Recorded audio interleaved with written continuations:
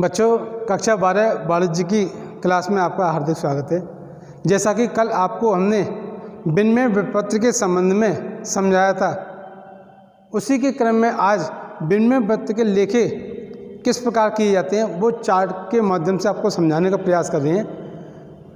विनिमय विपत्र के पक्षकार दो पक्षकार होते हैं, एक विक्रेता, दूसरा क्रेता।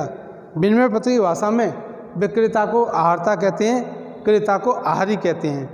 सर्वप्रथम इसमें माल के क्रय विक्रय के संबंध में लेखे किए जाते हैं। वो आधार के रूप में मैंने वहाँ लिखा है कि माल के क्रय विक्रय पर विक्रेता के यहाँ लेखा इस प्रकार किया जाएगा, क्रेता के यहाँ इस प्रकार किया जाएगा। विक्रेता के यहाँ आहारी ऋणी विक्रय खाते का, क्रेता के यहाँ क्रय खाता ऋणी आहारता का। तत्पश्चात माल के बिकने खरीदने के पश्चात विपत्र की स्वीकृति की लेखा किया जाएगा।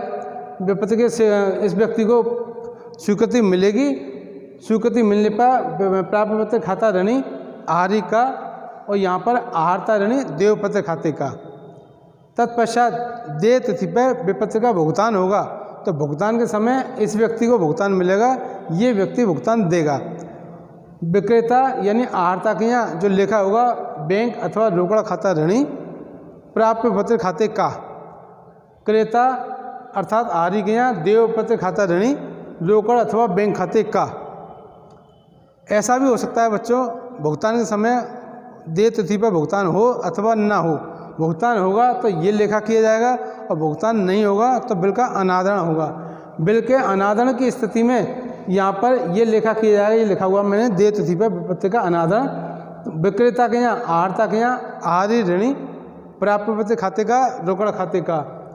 और आहारी के यहाँ पर देवपत्र खाता ऋणी, निकराई व खाता ऋणी, विक्रेता का निकराई व ये चार्जेज है।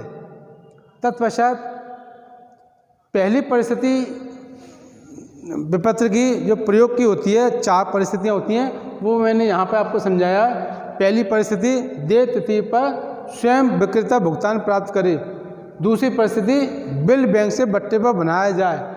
तीसरी विपत्र का बेचैन कर दिया जाए और चौथी बिल संग्रह हेतु बैंक भेजे जाए।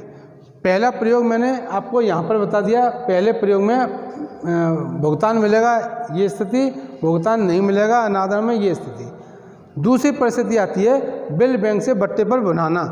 बिल बैंक से बट्टे पर बनाने में यहाँ पर विक्रेता के यहाँ रोकड़ अथवा बैंक खाता ऋणी, बैंक व्यय खाता ऋणी, प्राप्त पत्र खाते का। चूँकि ये बिल ड्यू डेट से पहले बनाया गया है, इसलिए आहारी को इस बात से कोई संबंध नहीं है। यहाँ पर बैंक भुगतान देगा तो बैंक के यहाँ जो लेखा किया जाएगा प्राप्त पत्र खाता ऋणी, रोकड़ खाते का, बैंक व्यय खाते का।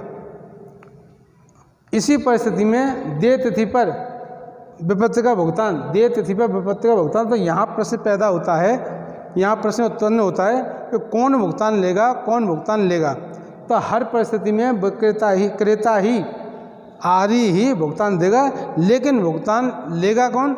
जिस व्यक्ति के पास बिल होगा। ऐसी परिस्थिति में जबकि बिल बैंक से बट्टे पर बना लिया गया है, बिल बैंक के पास है, इसलिए इस बिल का भुगतान भी बैंक ही लेगी।